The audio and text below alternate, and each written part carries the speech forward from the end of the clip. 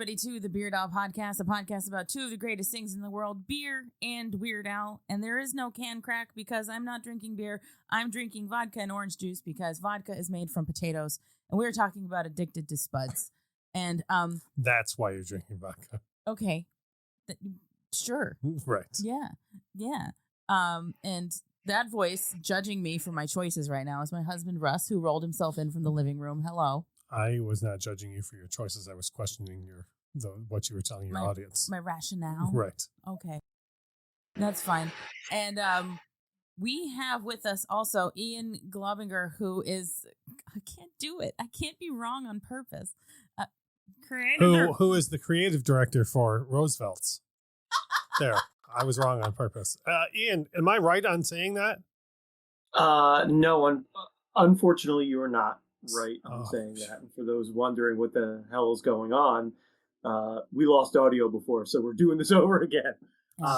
It happened by mistake, but no, John Tromatullo is the creative director at RSVLTS. I am a low-level art director. Well, your art is high level. Just so I understand that correctly, how many guys named Art do you have employed at RSVLTS?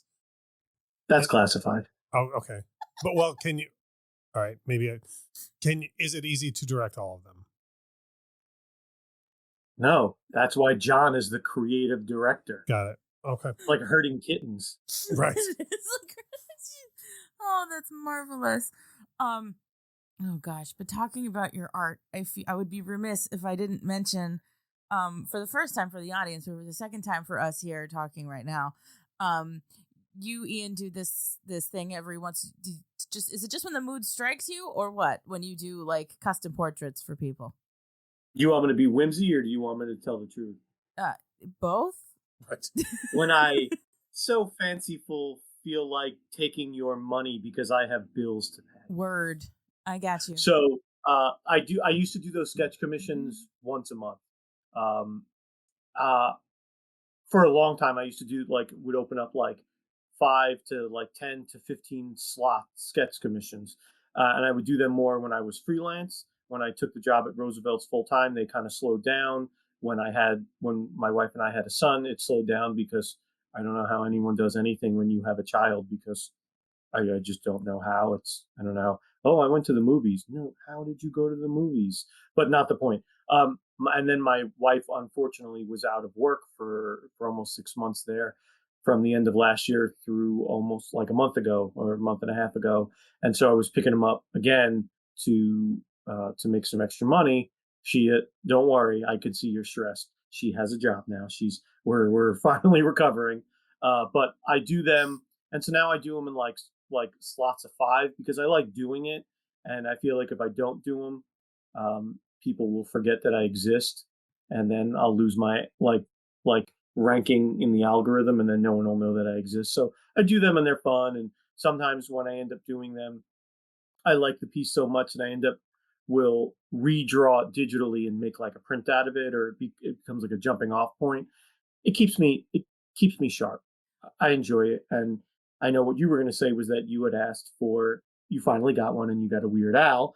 And I think a month or two before yours, you had seen that I did a Weird Al. I did. And it was just, Weird Al in the Hawaiian shirt with the accordion.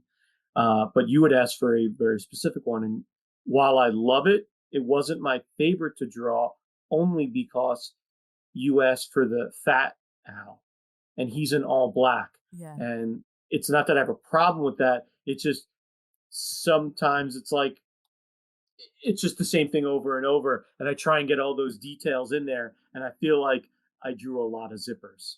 You did draw a lot of zippers, but I loved it. So I could tell that you wanted to put a fun little stamp on it for yourself, because you put the ding dong yo on there, and then the hoe flying through the air with the hoe. I think I cackled out loud for 5 solid minutes about the hoe on it. Yeah, that's true. It's so weird how certain things resonate. And big Weird Al fan. I've known that song and that video specifically forever. And as I got older, I got and I know this doesn't seem like it's going anywhere, but I got really into hockey. And in the mid 90s when like ESPN2 became a big thing. They always had what was called NHL #2, NHL Tonight. And their guy who used to like, talk about the games after the fact, John Butchergross, he was really good at like squeezing in pop culture stuff.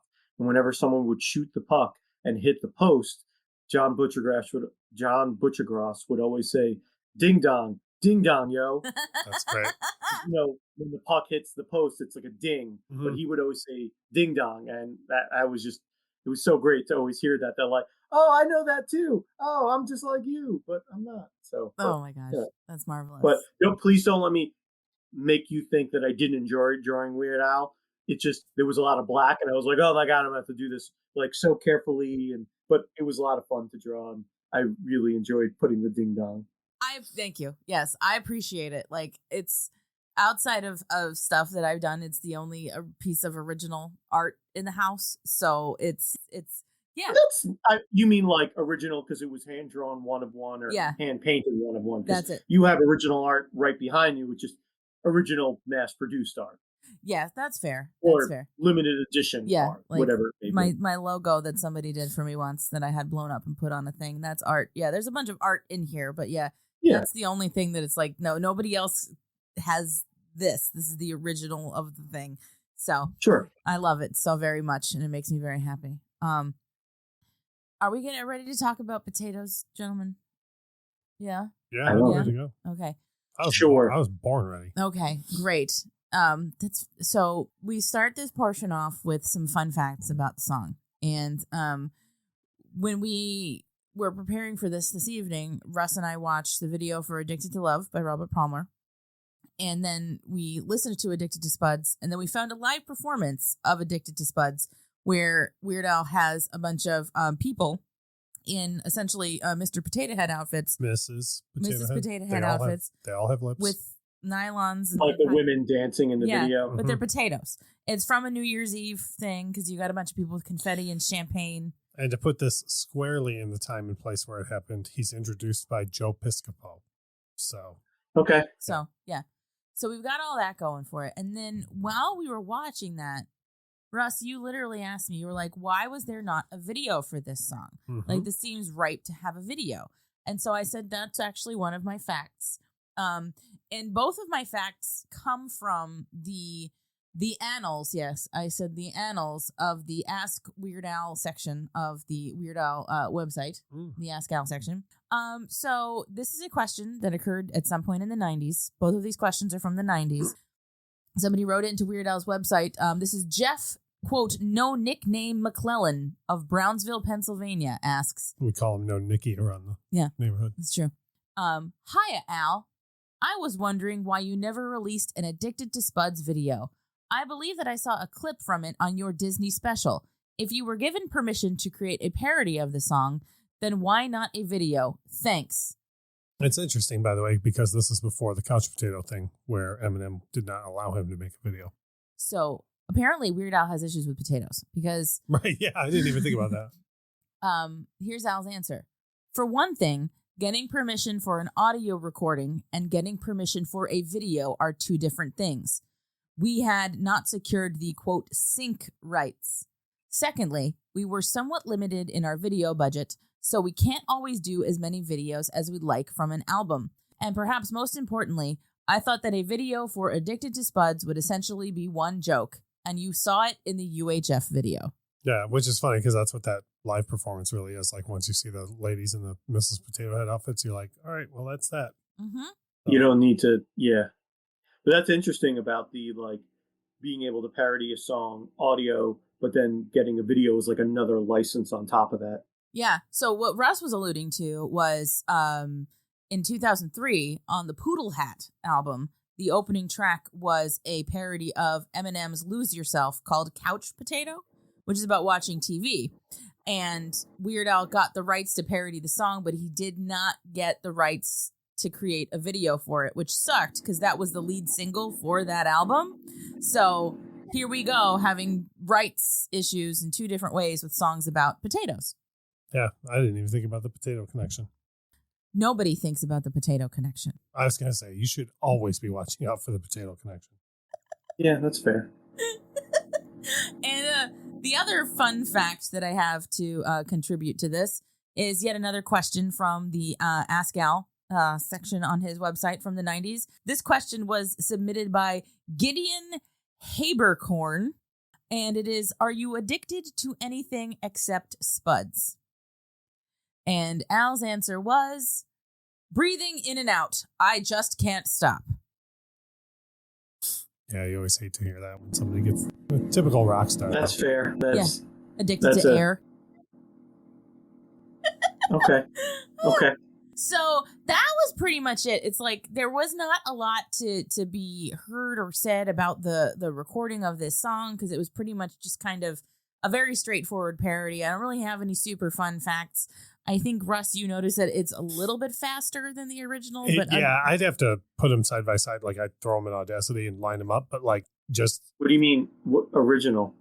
Oh, the Robert Palmer, Addicted to Love. Oh, okay. Sorry. I do. I think the Weird Al one, for whatever reason, is, like, a hair faster. He just wanted to get it over with. Maybe. I don't know. It is one of those songs where I think he does every part in the song, which a lot of times he doesn't. He'll, like, leave out a... like a bridge here or a second chorus or something to make it like shorter than the original. But I think he does the whole song in this. He does. And then for whatever reason, just sped it up a little bit. Yeah. So it's just getting to general conversation about the track. So, Ian, we'll start with you. Overall, what's your take, your opinion on Addicted to Spuds? Why did you it's a solid parody. If you like music of that era, you know what this is immediately, and I think that's you got to have that right off the bat. I'll be honest, I haven't listened to this song in a long time, and so today I think I listened to it on repeat for like 3 or 4 times, or like in a row, and the lyrics seem to come so easily. They seem to like, I know where that's going. Even like I had like the song was almost brand new to me.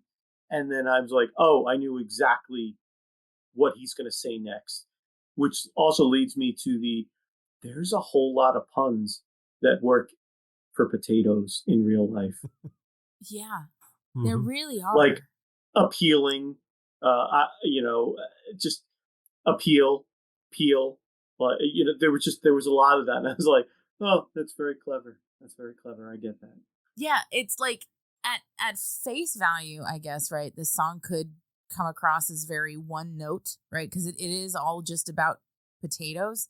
But we had a conversation on this show talking about the last album, I Want a New Duck, which is a parody of I Want a New Drug by Huey Lewis about ducks, right? Also very one note. Like this song in my mind is like the soul cousin of I Want a New Duck because it's a one note kind of thing about. I want to disagree with that a lot. Talk about it. Because why ducks don't go with potatoes? Duck, so many of the things that he does or does not want his duck to do is not a thing that a duck does or doesn't do. It's like I want a duck that pays the rent on time. Like this is about potatoes and only about potatoes and things that you actually only do with potatoes. That's fair. I have a lot of hard opinions about ridiculous things, apparently. That's the show is built on hard opinions about ridiculous things. What is, you don't have to stop and look it up. What was the fun fact that was on the site about Addicted? I Want a New Duck. And it was like, this song is about how Weird Al wants a duck with more features than the one he currently has, or something. It was the most ridiculous wording. I love the wording of it, and I'm absolutely going to find it. Here we go.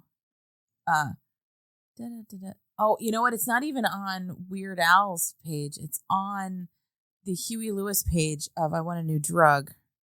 And it's absolutely worth revisiting on here because it really truly is one of the most ridiculous things. So if you go to the Wikipedia page for Huey Lewis, I Want a New Drug, and you go down to Where is it? No, where is it on his? I'm sorry. No, you don't have to go through. I'm gonna find it. Oh boy, I'm gonna find it. Yeah, while you're searching, I always thought it was weird to go off on a tangent of "I Want a New Drug." That was like at the time when the song came out, they used it, and I only know this after the fact.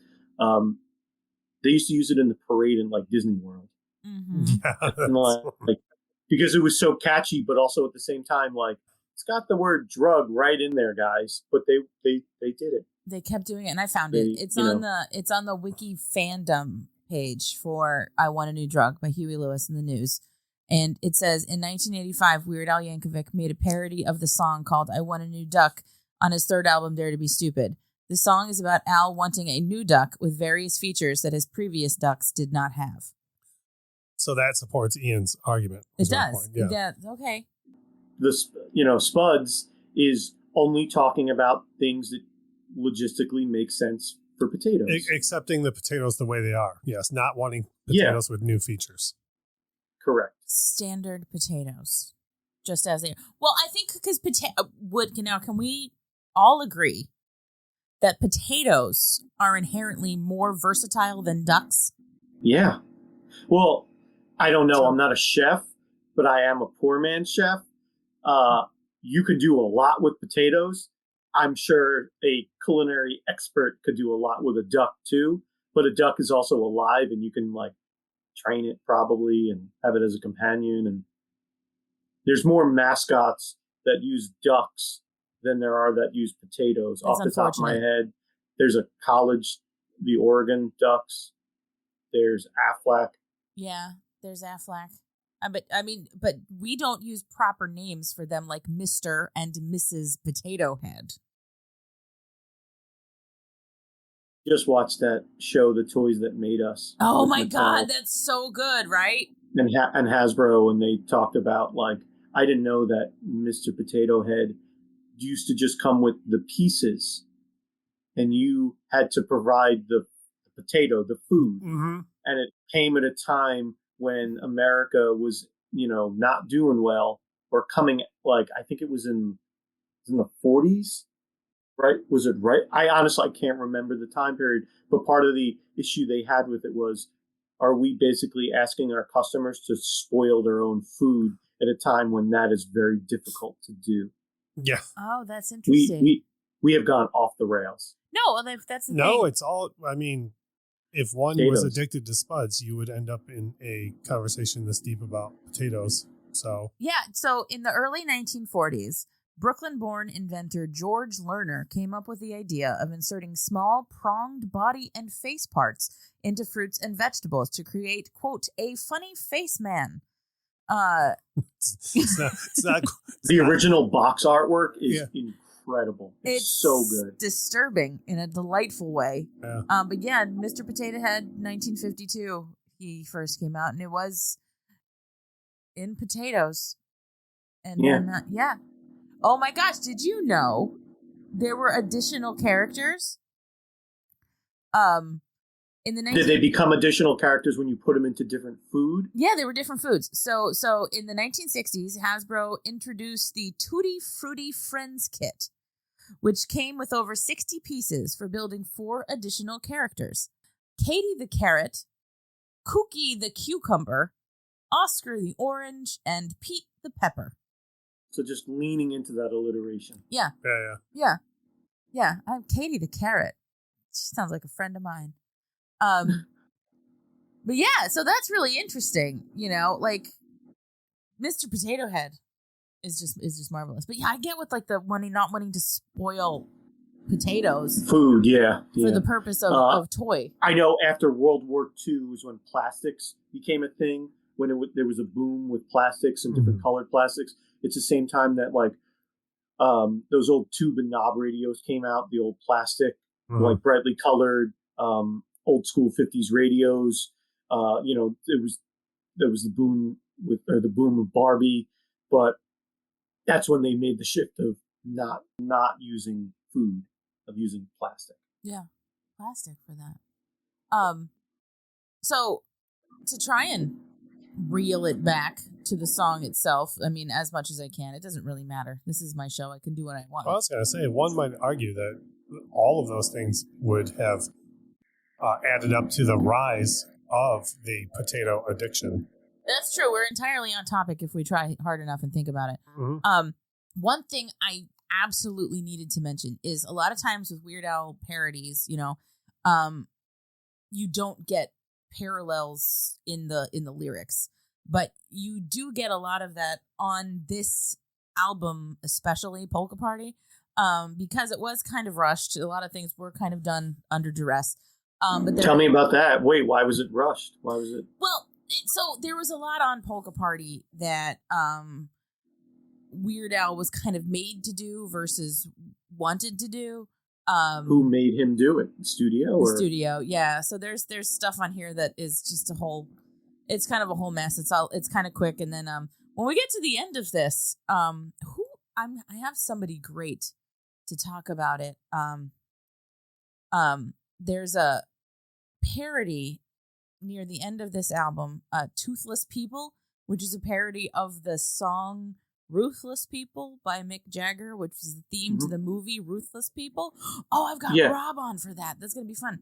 But anyway, that is in Weird Al circles kind of historically sort of like everybody's least favorite Weird Al song, but it's kind of grown on me for a couple of reasons. But Weird Al did that because everybody thought that movie was going to be a hit, and then it wasn't, and then the song wasn't, and he had already gotten Mick Jagger's permission to do it, and Weird Al being Weird Al was like, well, I guess I gotta do it. So he did it, and it's on this album, and there's just, this album came out so quickly after Dare to Be Stupid that it just did not perform well commercially as the ones before it. So he took a little break after this one. This was kind of the like, oh no, has this train sailed kind of situation. I think that's ship sailed. I know. You're mixing metaphors. I am. I did it on purpose because Austin Powers did that, right? That train has sailed. Mm-hmm. So one thing that I feel like on this song, to get back to my point, that was like so incredibly intentional was if you had to think about the song Addicted to Love by Robert Palmer, for me, outside of the chorus, the thing that stands out for me the most in the song is him delivering the line, your teeth grind, right? Mm-hmm. And the line, your teeth grind, is in this song as well. Your belly aches, your teeth grind. Some tater tots would blow your mind. And Al delivers the your teeth grind line the same way that Robert Palmer does in the original, in a completely different context, but it's that same line. And I think that's so smart. When I was a kid and I heard this for the first time, when he does it the first time in the song is the baked or boiled or French fried. Fried. Yeah, and I don't know. It's just little things like that. Like the first time that I heard that, I was just like, yes, this is going to work out well for me for the rest of this song. You know? So, yeah, I mean. I was like mid-level obsessed with Addicted to Love when it came out. I just loved that song so much. And I might have my Robert Palmer timeline down. I can't remember if he did Power Station. I think he did Power Station before this record. I think so. But whatever he had done, like I know for a fact, like Something Like It Hot and whatnot was already out. Like and he had stuff before this that I like knew of. But when this song hit, I just like I could not listen to it enough times in a row. And then this is the second Weird Al album that I bought when it was new.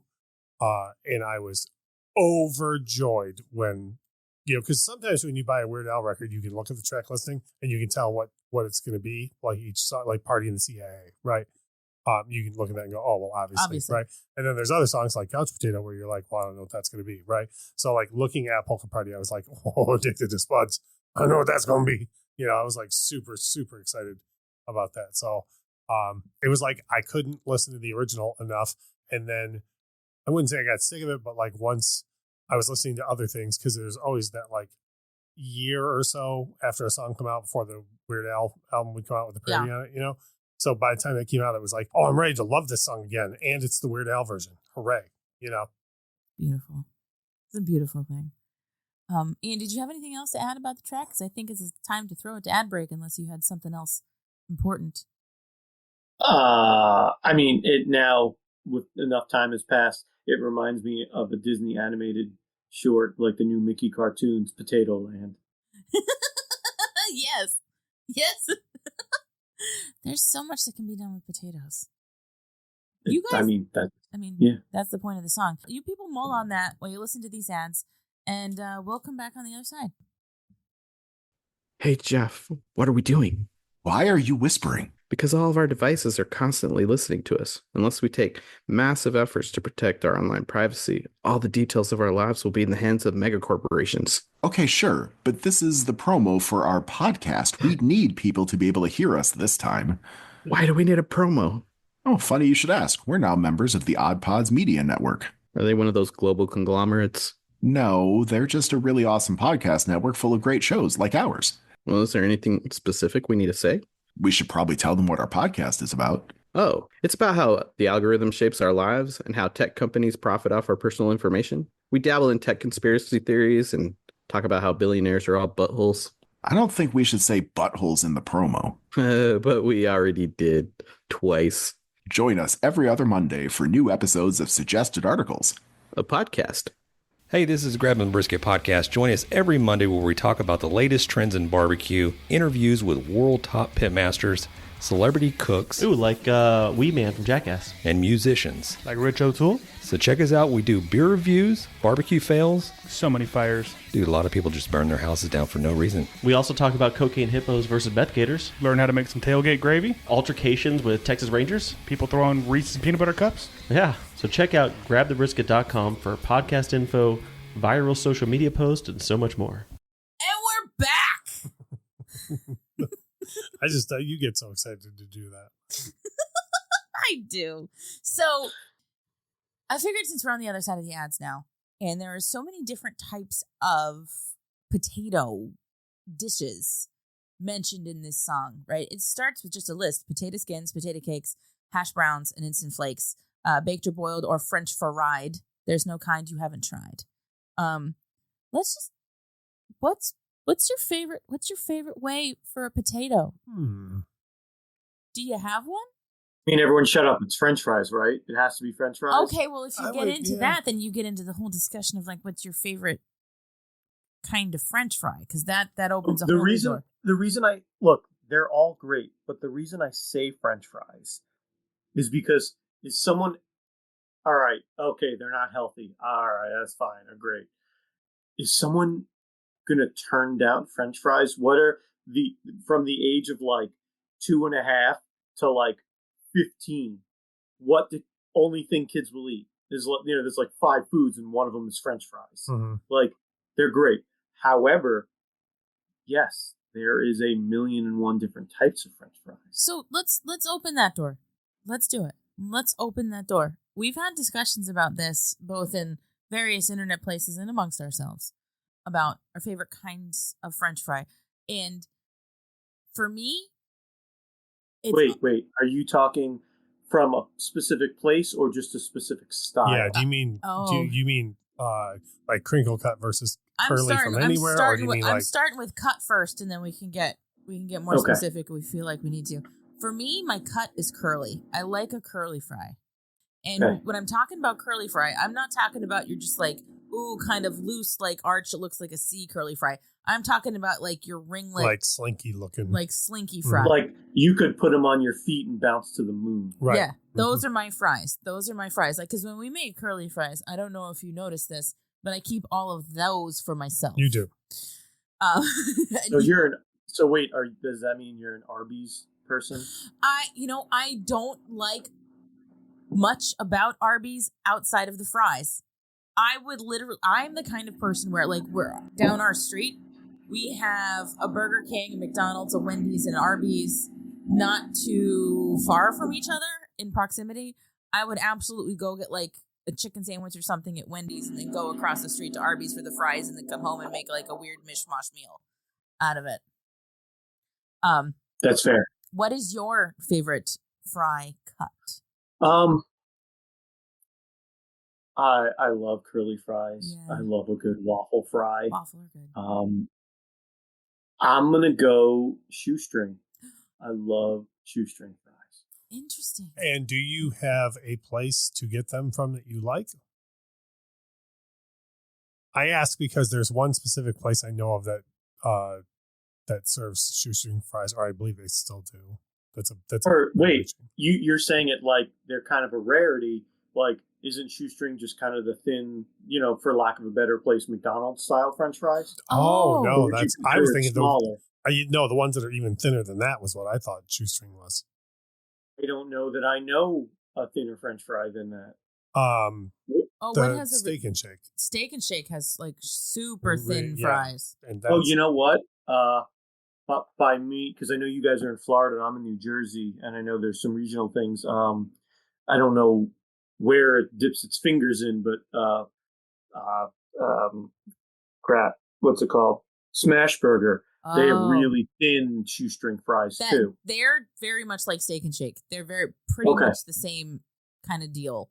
I'd be happy with McDonald's thickness to Steak and Shake or Smash Burger thickness, somewhere in that world. I'm fine. That's okay. So would you turn down a steak fry? No.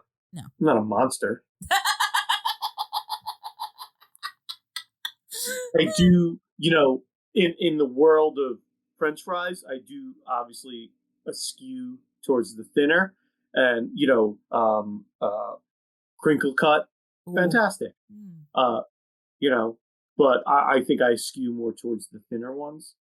I'm very excited to talk about specific place, which I know we're just going to end up being fast food, but like, I'm very excited to talk about what's your favorite fry. Yeah, no, we absolutely can do that. Because so Russ, wait, Russ. Yeah, Russ. What's your favorite? I mean, there is no one in the discussion for me outside of Checkers. Okay, so or Rallies. All right, we're going. That was it. That's mine. Yeah, I mean, but I was going to ask, what's your favorite cut first? Well, like I probably. What's funny is I lean toward the curly cut. Like I like a steak fry too, but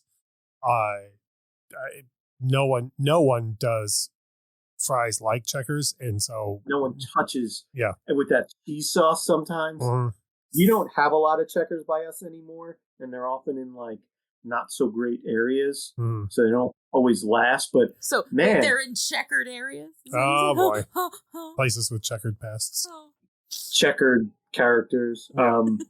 Checkers French fries is like I love Checkers. It's so bad for you. It's probably one of the worst fast food places for you. And oh my God, I could not get enough of it. Checkers. Oh man, Russ. So let me ask you about this. Corners in my mouth are watering. Yeah.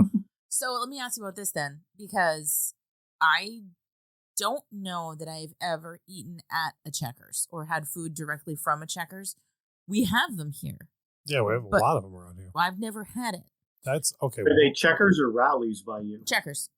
Okay. We have in the grocery store though the Checkers frozen fries, which we get frequently, and I do them up in the air fryer, and you like them. I do, but the ones that you get from the actual drive-through are like a little thicker. The seasoning I would argue is the same, which is really the draw for it. But yeah, they're like, so what we talked about earlier, the ones that come from the frozen section are like thinner, like McDonald's fries. Okay. But they have the Checkers seasoning on them, and it's also the batter. Yeah. But when you get them from Checkers, they're like Don't get me. I'm not saying steak fry, but they're like a little thicker than what you get. Okay. Yeah. I think they have more fried around them because it's probably my wife and I, we like to cook a lot. We're not deep frying potatoes or anything in the house, but we'll make French fries a lot. And then I remember one recipe we did it. It was, you cut them up and you season them and you do this, but it's not. Well, I'm losing it. It's not baking soda, is it?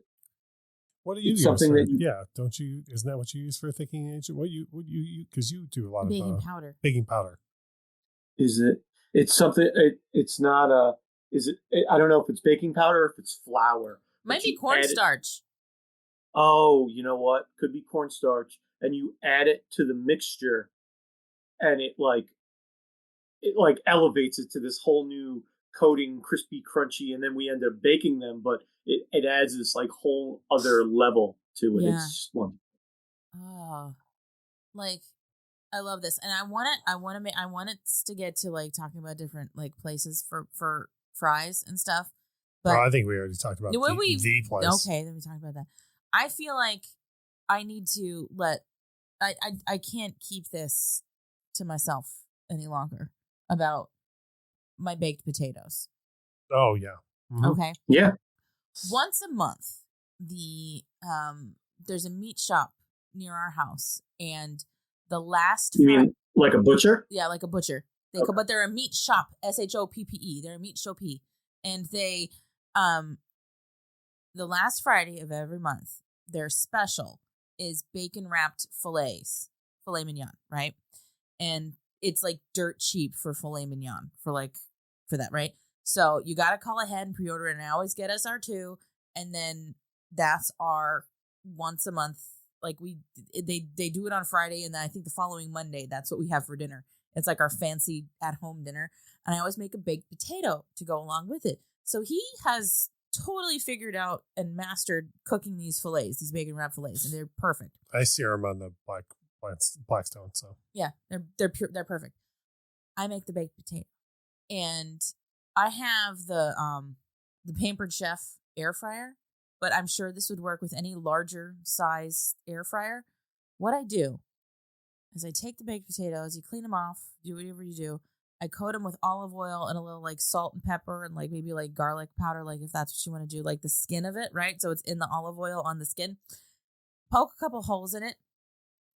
Put them in the air fryer on 400 for about an hour. Okay?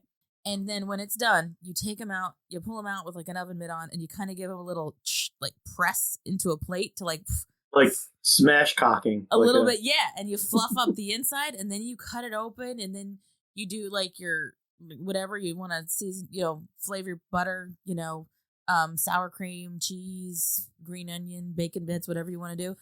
Like it took me 2 or 3 tries, and I find that it works best with a long, thin potato versus a fat boy. But man, it's like I put them up against any baked potato I've had in any restaurant ever. An hour in an air fryer with a little bit of seasoning on the skin, like completely changes your world. Like, because there's nothing worse than cutting into a baked potato and having it not be as fluffy on the inside as you want it to be. Like that. Also, when there's nothing there, when it's just kind of like I'm just eating a starch. Yep. Yeah. Yep. And this, what a waste. It is a waste. It is a waste. It's a waste of good carbs. And but I feel like when you get in all that, the olive oil and the seasoning on the outside, it makes its way into that potato, like while it's cooking in that air fryer. So it's got a little happening. And then with a little, you don't even need to do all that much to it to make it kind of fantastic. So all this I'll say is an hour in an air fryer for your baked potatoes, people. Trust me. And make them a little more longer and thinner, not the like short and stout. I got him really good trained at the grocery store now to pick the right kind of baked potato. Mm-hmm. Yeah, it's my job. So can I talk about a discovery I found? Yes. Of I guess the cousin of the potato, the sweet potato. Oh, don't which get I know isn't started on sweet potatoes. It's a yam. It's not not technically a potato, or is it? Or I will allow it, and I'm gonna just say this first. I love a sweet potato.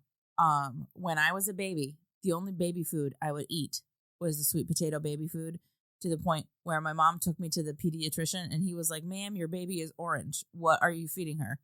And she was like, "Well, she only eats the sweet potato baby food." And he was like, "Well, you're going to have to feed her something else because you have an Oompa Loompa on your hands right now." So, I was off sweet potato until I was about 12. And then I finally had a sweet potato again. And I was like, "Mom, where has this been all my life?" And she goes, "I will tell you a story. You had too much sweet potato." So I will absolutely fully allow sweet potato in the potato discussion. So go. If there's ever a place that offers like the sweet potato fries, there's always 50-50 where I could always get it. But that's not what I want to talk about. I learned a really good recipe for mashed sweet potatoes. Oh boy. So I'm not a sweet potato pie Thanksgiving person. That's No, not me either. my It's thing. too sweet. We don't need it. Okay, so same thing you would do with mashed potato, with a regular potato. You know, you boil the water, you dice it up, put it in there. I always go over the allotted time because I want them softer. And the thing I learned from cooking is always save some of that potato reserve water. So when you're kind of mashing it around, so you do that, you cook it for as long as you want. Obviously, with sweet potatoes, you got to skin them. Maple syrup In the mashed sweet potato. Oh. So the recipe that we did was like a hot honey chicken. So it was like a chicken. It's like a baked chicken breast thing. We do a lot of like HelloFresh, so we have these like recipes like locked and loaded now. But the chicken, all I want is fried chicken. But the way we do it, it's like panko breadcrumbs, and you coat it, and then you just bake it. And then there's like honey on top of it mixed with crushed red pepper. Mm-hmm. Take some of that crushed red pepper.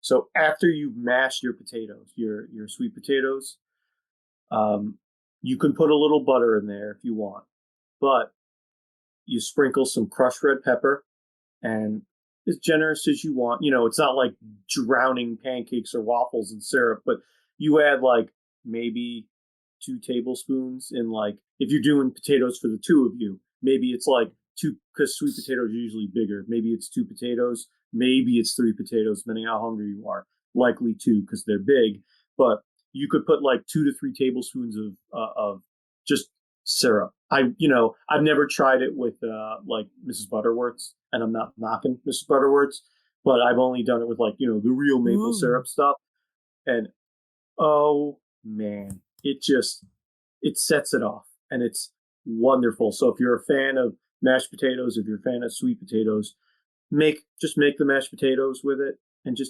you don't have to do the crushed red pepper. It's not necessary, but that the syrup, it's delicious. Oh man. I bet I'm not even a huge pepper guy of any kind, but I bet that does really like help it out. Like I bet it gives it I love when it adds heat for flavor. I don't like when it adds heat for the sake of heat. Right. Yep. I don't care about that. Same. It's not interesting or tastes good to me. I couldn't agree more.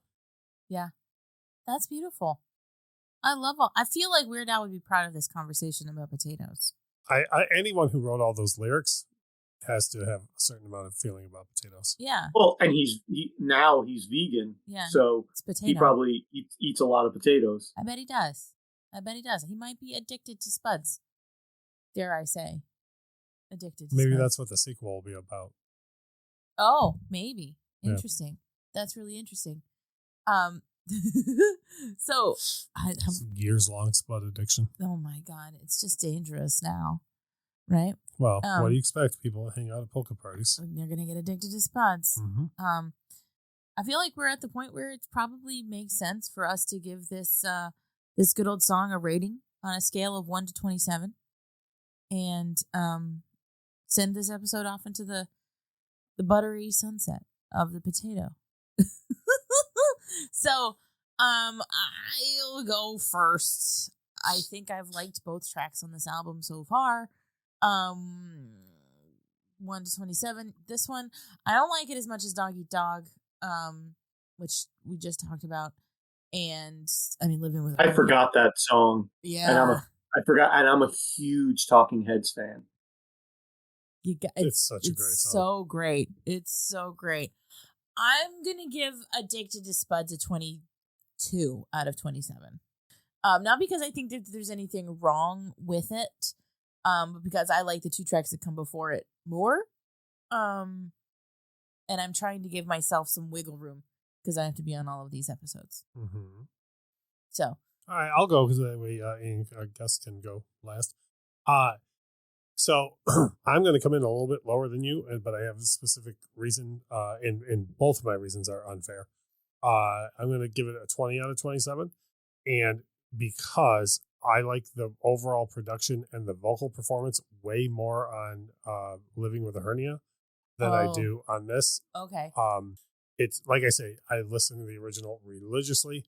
when it came out, and the production on this is like just low bar enough from the original that like that always bothered me. Mm-hmm. And also I think that he, like, living with a hernia, I think he's making a definite effort to sound more like James Brown, whereas here he's just doing like a thicker Al voice. Like, he's not, other than the pronunciation of the couple words, I don't think he's like trying to sound like Robert Palmer. That's fair. And again, well, yeah, but like, the reason why I'm coming up with this is unfair because I'm comparing it to a different Well, song. no, I mean, But yeah, so for me, this production is a huge thing for me. And then from even worse on is where he got, I think, a lot better at the overall the band got a lot better at nailing the production of everything.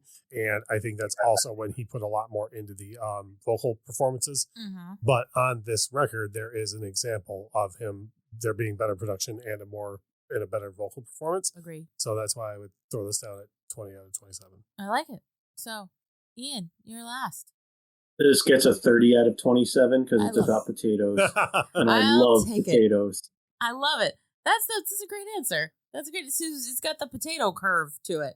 I don't know all them fancy terms like production, and I have terrible rhythm. And if someone says, "Oh, hum it," and I have to hum a song, they'll be like, "I don't know what you just did, but whatever you did is not music." So I know what it sounds like in my head, but I can't tell you if it's good, bad, or otherwise.